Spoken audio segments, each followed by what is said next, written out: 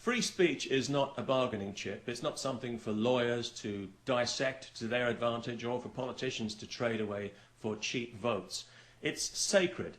And that's a concept that some religious people seem to have trouble understanding.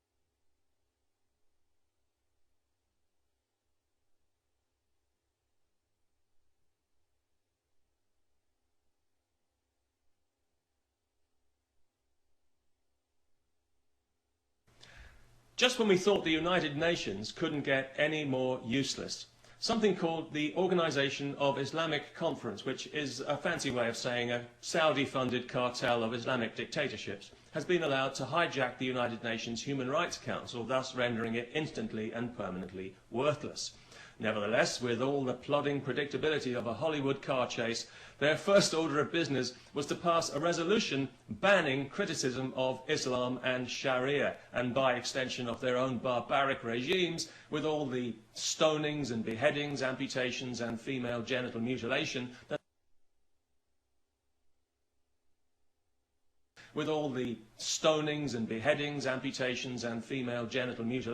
that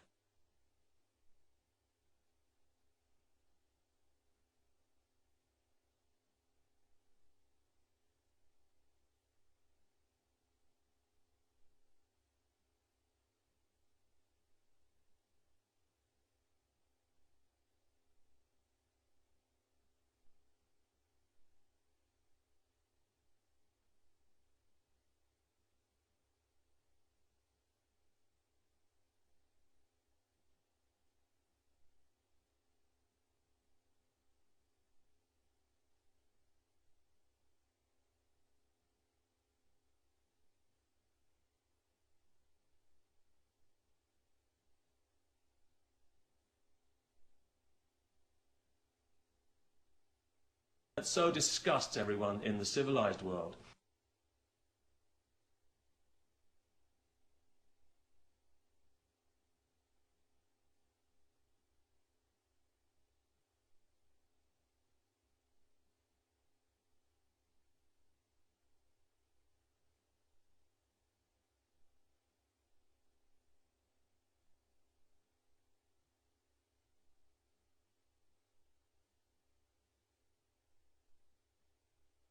In other words, they've tried to make it illegal to criticize evil.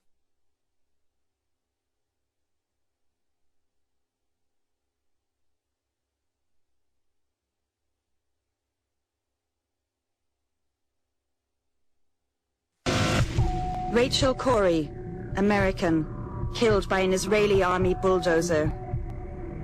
Tom Herndl, British, shot through the head by an Israeli army sniper. James Miller, British, shot dead by the Israeli army. If foreigners are dying like this in Gaza, what's happening to the people who live there? Please stop shooting, and I wish that you may learn to love your neighbors and not thank you.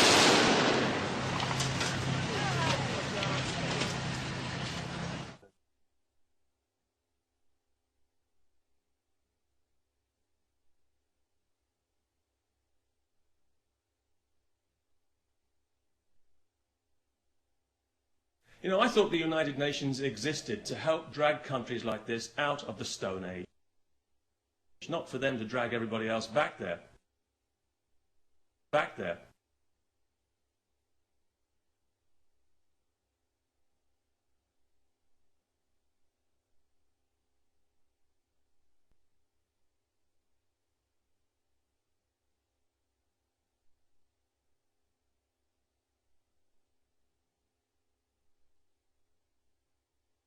But apparently not, because next April in Geneva, the United Nations is hosting a conference on racism, at which this manipulative nonsense is likely to be enshrined.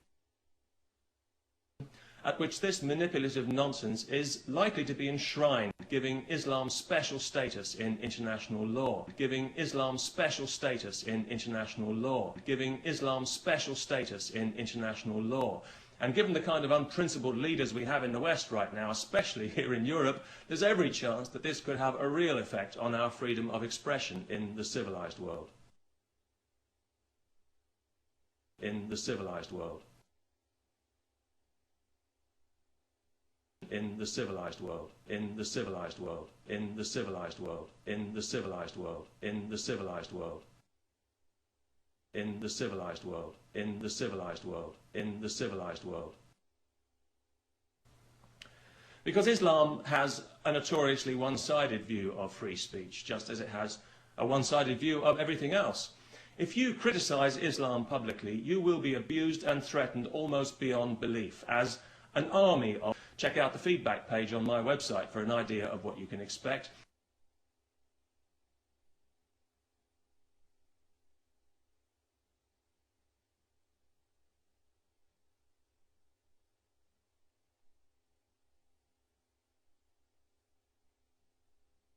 And maybe some of you lefty, liberal, multicultural pricks who are always telling me that Islam...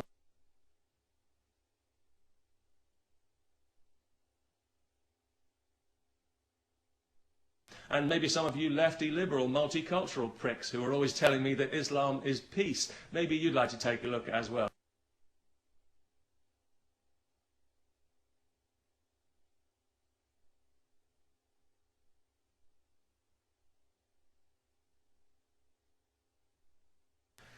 Islam is peace.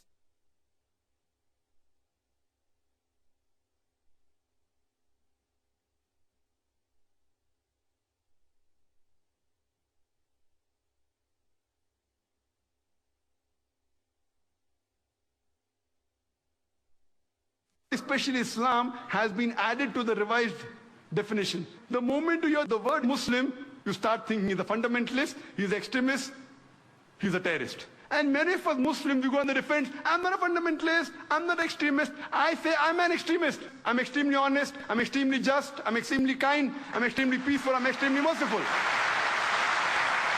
Is a message that's been spread to the four corners of the mosque.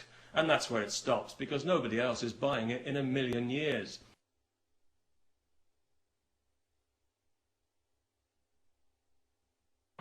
So Henry, is anyone forcing you to embrace Islam? Did anyone force you?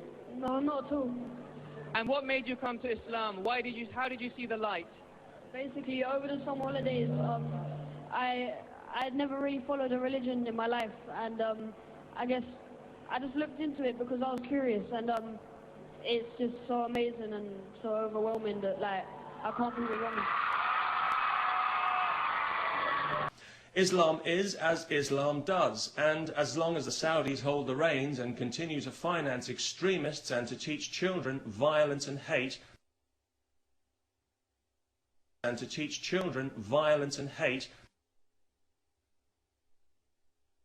and we're already on a slippery slope, which is being liberally greased by our own leaders who don't like freedom any more than Islam does. And that's why Islamists are free to say whatever they want to in our society, to criticize us, to insult us for the way we dress, for the way we behave, our culture, our values. Personally, I don't do hate speech because I think hate is a self-destructive emotion and therefore rather a stupid one. And we've had a chance to take a good long look at it from our perspective and to measure it against our cultural values. Remember them?